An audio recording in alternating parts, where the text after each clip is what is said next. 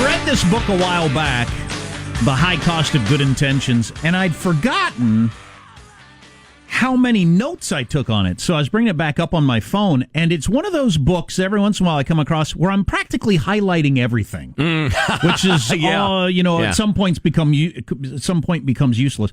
A couple of things off the top of my head. Reforming entitlements is about math, not ideology. It just has to be done. And this, I remember, really stuck out to me. The scale of federal entitlement assistance today is unmatched in human history. Interesting. It's never been done before. John Cogan is the author of said tome, The High Cost of Good Intentions. He's also a Leonard and Shirley Eli Senior Fellow at the Hoover Institution. But more than being a senior fellow, he's a hell of a nice fella, and he joins us now. Hello, John. How are you? Hello, guys. How you guys doing? Oh, we're fine. To be on your show. Oh, thank you. Hey, listen, one of the things we enjoyed so much about your presentation at the Hoover Institution at Stanford and the book in general is that... You're talking about when we were invited to Stanford? Right. Yeah, that was a good time. Personally invited to lecture. Well, sort of. But anyway, the thing I liked so much about the book is that it's not a partisan pitch. It's a really informative look at entitlement programs and how they tend to work. And no matter which way you swing politically or philosophically, I think this stuff is really useful. So...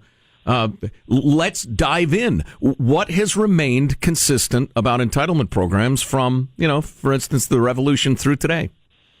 Well, before getting into that, I would say that, guys, I've listened to the show since you were at Hoover. That was about 2 or 3 weeks ago.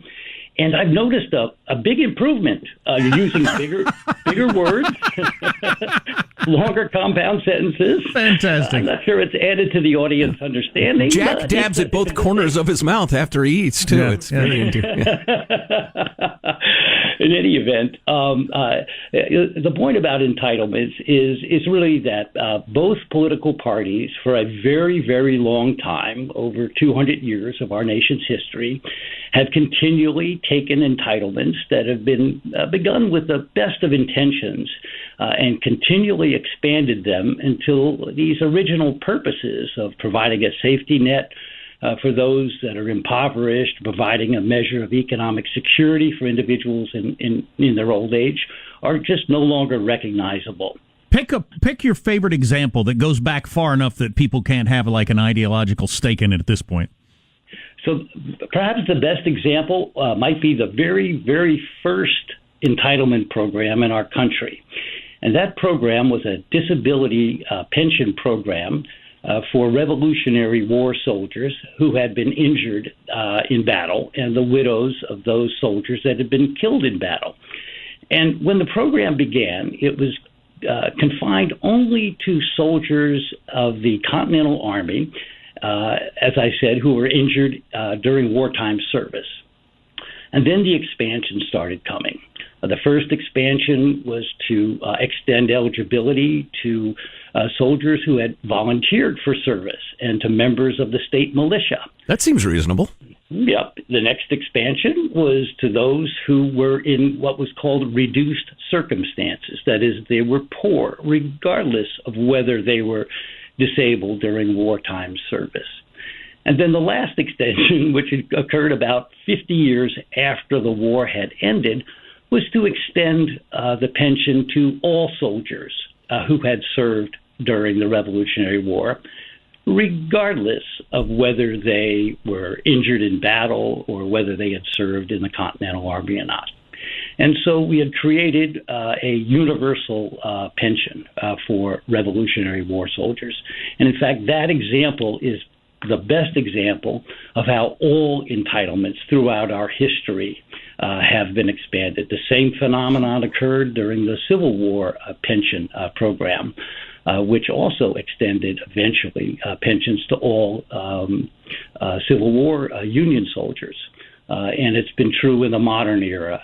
Each of the modern entitlement programs began with a very narrow purpose to serve a particularly worthy group at the time, and now they've been extended to a very, very large segment of the population. And it's so easy to have that incremental growth after the original agreement to vote on it, and then you get into the book, obviously, That's if everybody's following the rules. There's all kinds of fraud that goes around all these things all the time, too. And before we get to fraud, what do you call that principle where it goes notch by notch, bigger and bigger?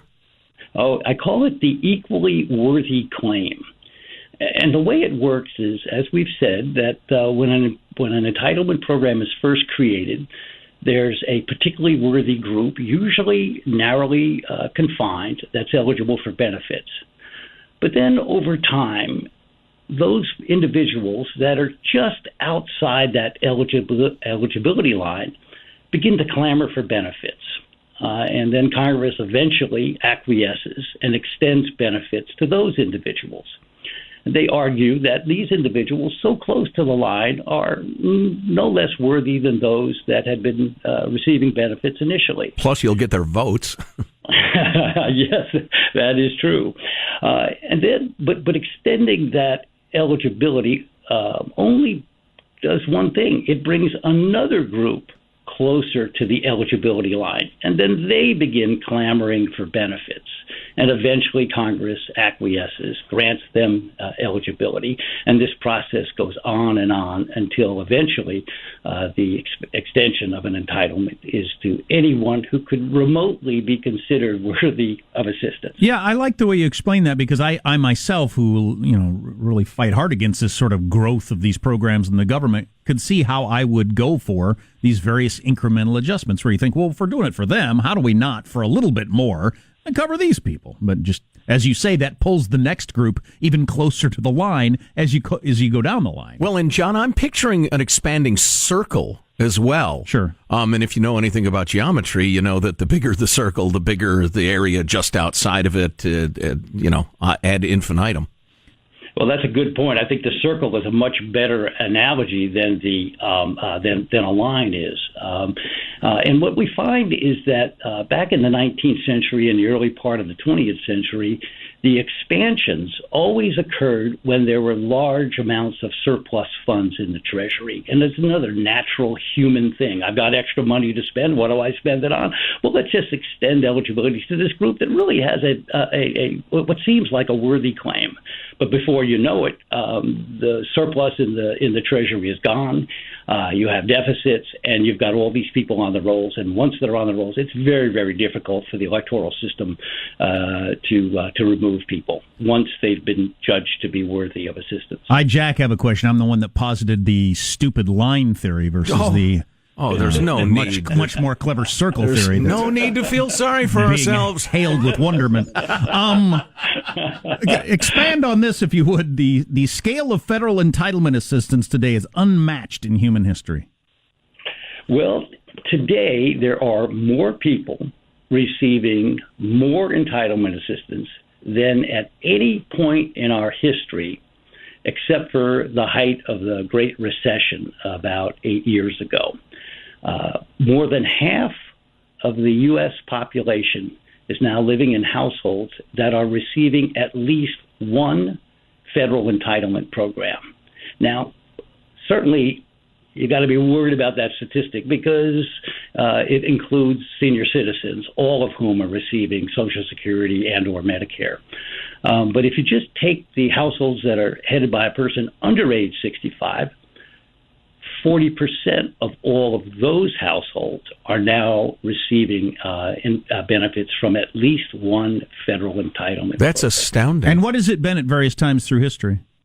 If you go, the data we have are not very long in length going back in time, but even back in the 1980s, early 1980s, which is about as far back as the data go, for the whole U.S. population, then it was about 40%, and then for the under age 65 population, it was around 30%. So it's been steadily rising throughout the last 30 years, at least the last 30 years, and probably longer, but we don't have data going back. And there's no reason to think that number isn't going to be bigger 10 years from now. Well, it's going to be enormously bigger as a consequence of the retirement of the baby boom generation. And that's where we want to go next, is the whole entitlement thing and where that's headed just based on the math. Yeah, and what might it take to reset? John Cogan is with us. He's the author of The High Cost of Good Intentions. John, can we ask you to hang around for a few more minutes? Sure, be happy to. Excellent. Yeah, let's continue the conversation in a moment or two.